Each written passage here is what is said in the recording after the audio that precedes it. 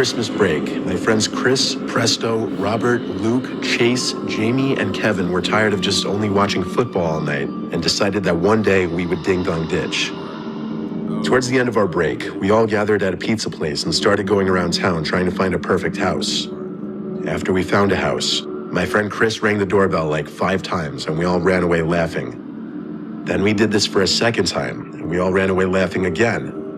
When we went back for a third time, my friend Chris again went to ring the bell and he rang it again at least 5 times and we all ran away. After this time, we thought that the people in the house were just not giving in to our prank and we started to walk back to my friend Presto's house. While all of a sudden, I looked back and saw this man charging full speed at us. I told everyone to start running and I saw the panic in all my friends' eyes. Presto slipped while we were running but was fast enough to catch back up with us. We then took shelter in Presto's backyard, and we saw the man wandering around the block looking for us until he gave up. We were all scared and decided to just go home, but we wanted to do the same house again the next day. When the next day arrived, I told my friends that this time I would ring the bell because I haven't in a while. When I got up and rang the bell and we all started to run away, we all saw the man again chasing us. After we kept running and couldn't see him, we noticed that the man was now in his car speeding after us.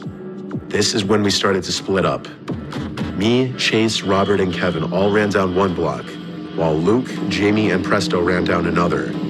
After Chase and Robert found a place to hide, Kevin and I were still running away from the man. We hid under some trees for 10 seconds, thinking we lost the man, until the man started to run over people's properties and curbs still after us. This is when Kevin started to run away and I followed him. But because Kevin had a head start, he was able to escape. And the man saw me and nearly hit me with his car while blocking my way. While the man stopped his car in front of me, I quickly took out my phone and recorded this video. Get over here. Where were you going? Sir, I swear to God, I'll do anything. Where were you going? Sir, I swear to God, I'll do anything. Get in Sir. the car. Get in the car, you fuck!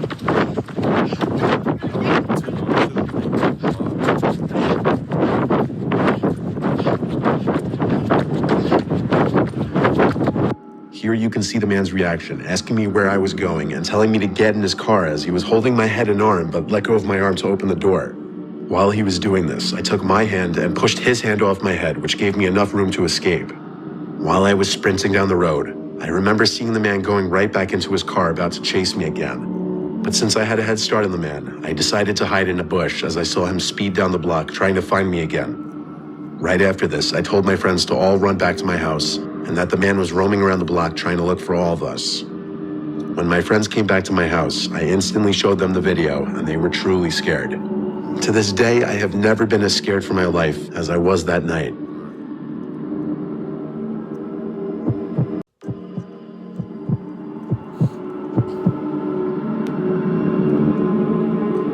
Most kids who play Ding Dong Ditch are, I'd say, between the ages of 10 and 14. My friends and I, however, I guess matured a little later. We were 16, juniors in high school. We live in, I guess, what most would call the typical middle-class suburbs. Most of the houses are basic and look more or less the same. There is one house that a lot of people know about a few blocks away from me. It has an architectural style much different and more archaic looking than the rest. It had a for sale sign out front for the longest time, and I guess around a year after the for sale sign disappeared was when this story took place.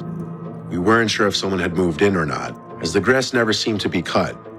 But on an uneventful weekend night, 2 friends and I wanted to play Ding Dong Ditch on the house. The reason we wanted to target this house was simply because it was different, and we wondered if the person potentially living in it would be different as well, aka a better reaction. When we did this, we always had each person ring the bell at least once. My friend Joel went first. He tried ringing the bell, then said back to us the doorbell didn't seem to work, so we made knocking motions. He knocked on the door really hard, then he ran for the bush next to the front door. We waited for a minute, but no answer. Joel came running back. It was my turn to go. I ran up to the front door, and instead of giving a loud knock, I banged really hard on the door. As I banged, the door pushed open just a tad, giving me a near heart attack and causing me to Olympic sprint behind the bushes in the front of the house. I crouched down in the bushes alongside Joel and Eric, expecting someone to come outside. But the door just stayed in place, open just 1 or 2 inches. I guess I banged so hard the door pushed off the latch and caused it to creep open. At this point, we were wondering if anyone was even home, let alone if someone even lived here, considering there were no cars in the driveway or parked out in the street. We came up with a really stupid idea of going inside the house, since it didn't appear anyone was inside. I was the one to kind of lead the way inside, pushing the door open quietly and creeping into the living room. There wasn't any furniture in the living room besides a couple wooden chairs and an old-fashioned center table, or a coffee table I guess you'd call it, sitting in the middle of the room. Moonlight mixed with the light from the streetlights outside shone through the windows, so we could see enough if you're wondering how we saw without flashlights. We crept into the kitchen, and this was where it got gross. There was a foul odor in there, and when we opened the fridge, we realized where it was coming from. There was a bunch of old, expired, rotting things in there. The putrid smell was like a mix of long-spoiled milk and rotting meats. The fridge wasn't turned on, obviously. In our heads, this confirmed nobody could be living here, so we became a little less unnerved by the idea of someone possibly being in there as well. So with that, we decided we'd look upstairs. We were a lot less quiet now going up the stairs. There were a bunch of rooms upstairs. The house wasn't exactly tiny. All the doors were closed, so opening them was a little creepy, honestly. The three of us split off into different rooms, just seeing if anything interesting would be inside. I left from one bedroom to another one, which already had the door open, so either Eric or Joel already went inside. It was another basically empty room. It had some old nightstand in the corner, and I could see marks on the floor from where a bed used to be. Then I heard a creaking sound in the room. The room was decently sized, but I didn't see either of them inside of here. However, I did see this huge black hole in the wall opposite me. I walked closer to it. It was literally this huge hole leading into the insides of the walls. It was pitch black in there. I couldn't see anything beyond the hole. But as I got closer, I heard breathing. I already knew it was one of them waiting to scare me. I said both their names though, and they both called back "what" from different rooms. I don't have to explain what that meant and what was going on in my head. While most people probably would have ran, I took a few steps closer to the hole out of my stupid curiosity. My two friends entered the room behind me, I guess giving me a little more confidence to step closer. I was maybe 4 feet from the hole when I thought I saw something in there. Something moving. My two friends were whispering, "What do you see?" I was dumb enough to get closer. I was probably 2 feet from the hole in the wall now, when someone's arm reached out from the darkness and started yanking on the collar of my shirt. My friends came to help, and in Joel's words, he clawed at the wrinkly, pale-looking arm until it let go. Then we bolted downstairs and out the front door. We contemplated calling the cops, but with the chance of someone actually living in there, we didn't want to basically admit to breaking and entering. We agreed to just not tell our parents or anyone about it that might get us in trouble.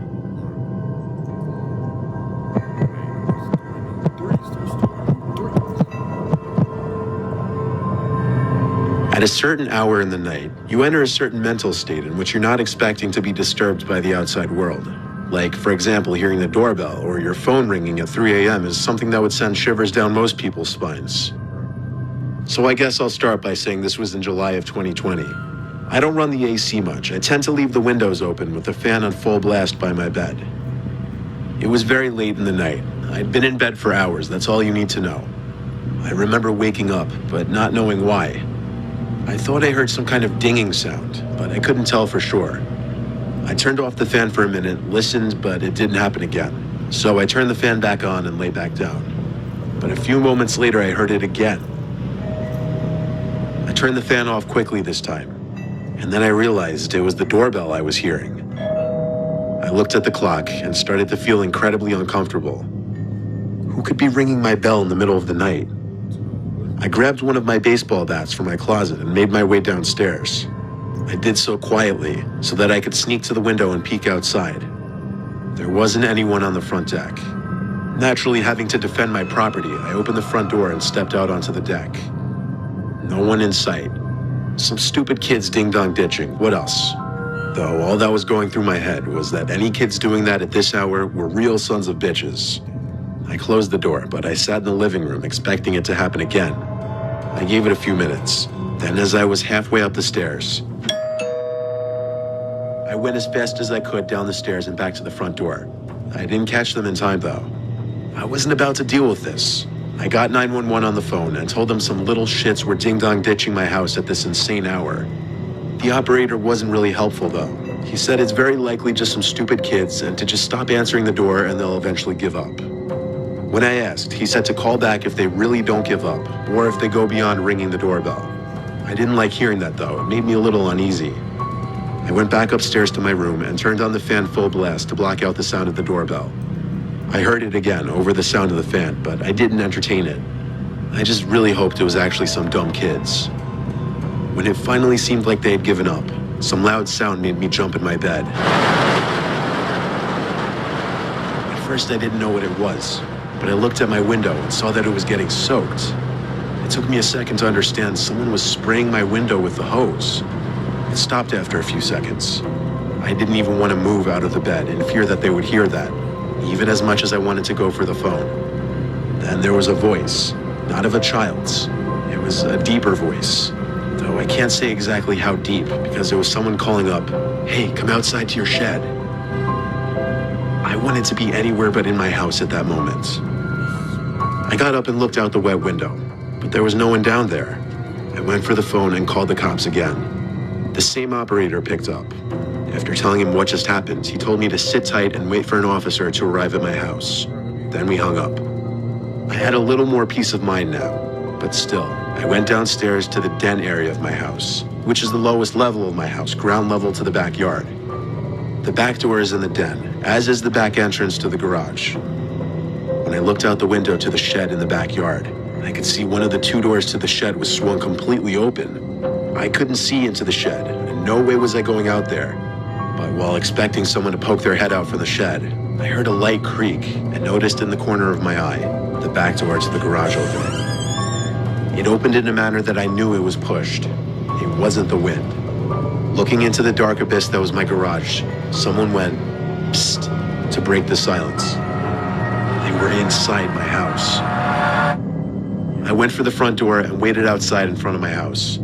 My garage door was open. My idiot self didn't lock it, and I must have not heard it opening over the sound of the fan. A police car pulled up in front of my house moments later, and he had me wait with him while he called for backup when he realized this was a break-in case. When two other officers eventually came to help look around the house, I stayed outside with one while the other two checked the house and backyard shed. When they said it was safe to come in, I did a little searching myself before they did a police report and left. Of course, from this point on, I always make sure to remember to lock everything. This was extra terrifying for me because it started as what I hoped was just a couple kids pulling a prank, and it turned into someone literally breaking into my house.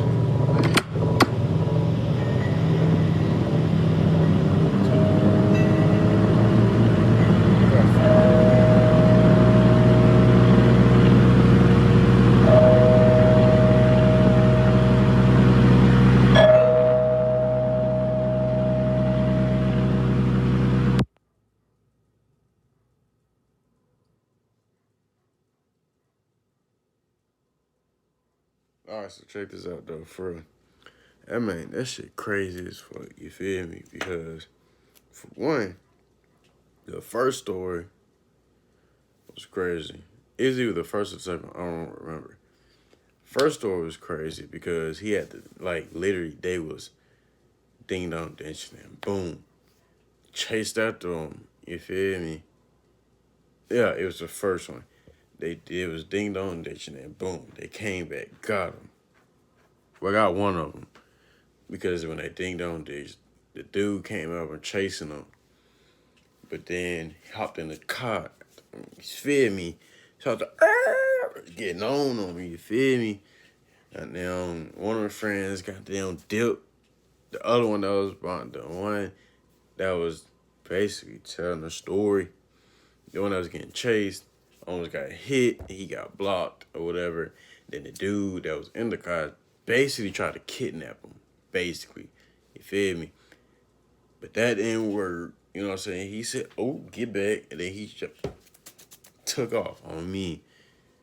I don't know where he went, but I just know he took off. And then the dude was still chasing him, whatever. This one right here, this last video on my mama, on Everything I Love, this is so crazy because first it was ding dong ditch. Okay, boom.